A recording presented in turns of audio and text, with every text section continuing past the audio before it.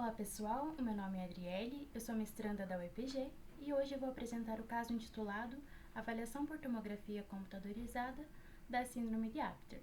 Os coautores é Natália Rigo, Flamarion Cordeiro, Thaís Albá, Jennifer Ferreira e eu fui orientada pela professora Amanda. A síndrome de Apter, ela também é conhecida como acrocefalosindactilia do tipo 1. Então, é uma condição rara autossômico dominante e vai ocorrer uma em cada 65 mil nascimentos. Então, a maioria dos casos são mutações esporádicas e se acredita estar associada à idade avançada do pai.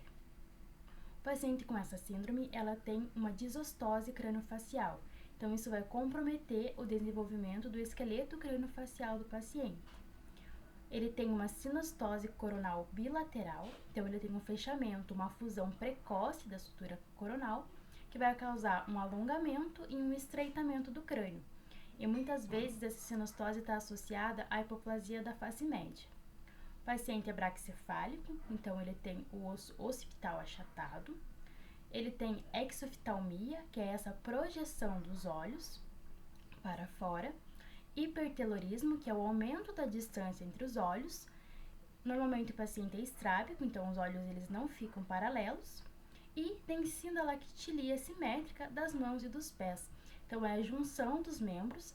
Nessa síndrome vai ocorrer tanto a junção de tecido quanto do osso, né? Isso vai dificultar a cognição do paciente para a escovação, por exemplo. Outros achados que podemos relatar dessa síndrome de interesse para a odontologia é a hipoplasia de maxila. Então, o paciente é um falso prognata mandibular devido a essa hipoplasia de maxila. O paciente tem uma hiperplasia da mucosa palatina, ele vai ter o palato bem ogival e esse palato ogival às vezes pode até apresentar uma pseudofenda. O paciente tem mordida aberta anterior, é um paciente respirador bucal e ele vai ter diversas anomalias dentárias, tanto quanto de número, então o paciente pode ter agenesias, ele vai ter atrasos na irrupção, entre outros.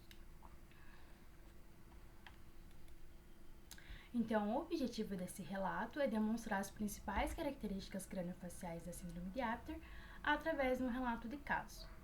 Então, um paciente do sexo masculino, 25 anos, relatou dificuldade para engolir e para respirar e episódios de apneia noturna obstrutiva. Ele foi submetido à tomografia computadorizada multi-slice e as imagens tomográficas nos permitiram identificar. Então, nesse corte axial, a gente pode observar pelas setas amarelas a hipoplasia severa da maxila. Na reconstrução 3D, a gente pode identificar a mordida aberta, tanto ali no 3D quanto na teleradiografia lateral, e na reconstrução 3D de tecido mole, a gente observa esse pseudoprognatismo.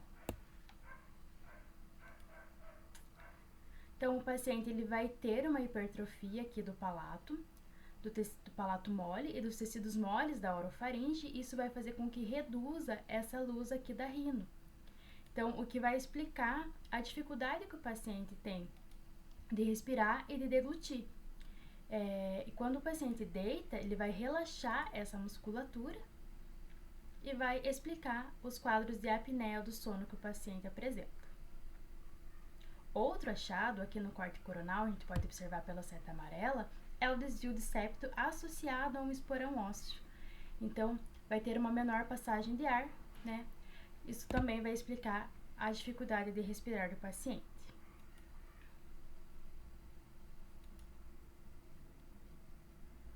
Outro achado do paciente, indicado pela seta amarela, é a hipoplasia do osso nasal, que o paciente apresenta, e a ossificação do complexo estilioide.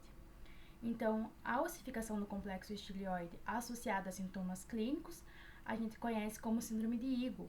Então, o paciente, ao virar a cabeça para um dos lados, né, seja para a direita, seja para a esquerda, vai comprimir a artéria carótida e o paciente também pode ter dificuldade para respirar, zumbidos, entre outros sintomas.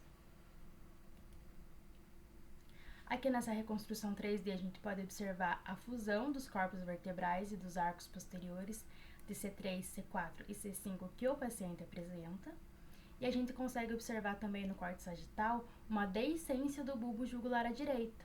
Então, o paciente pode ter sintomas como zumbido pulsátil, que é essa sincronização com o batimento cardíaco e a pulsação do ouvido, né, o som do ouvido ali sincronizado com o batimento cardíaco.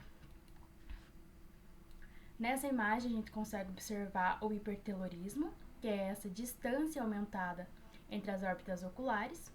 Ele vai ter exoftalmia, né, os olhos estão projetados para fora, e a gente consegue observar o estrabismo ocular, então o paciente ele não tem os olhos paralelos. Então, a gente pode concluir que com a hipoplasia do terço médio e com a redução do tamanho da orofaringe, o paciente vai apresentar apneia obstrutiva, o paciente vai ser respirador bucal e ele vai ter a dificuldade respiratória. Então, tanto os defeitos estéticos quanto funcionais da síndrome de Apter devem ser tratadas com uma abordagem multidisciplinar, tanto médica quanto odontológica, fisioterapeuta, entre outros. Agradeço a atenção de todos, estou disponibilizando meu e-mail para maiores dúvidas e aqui está o QR Code das referências.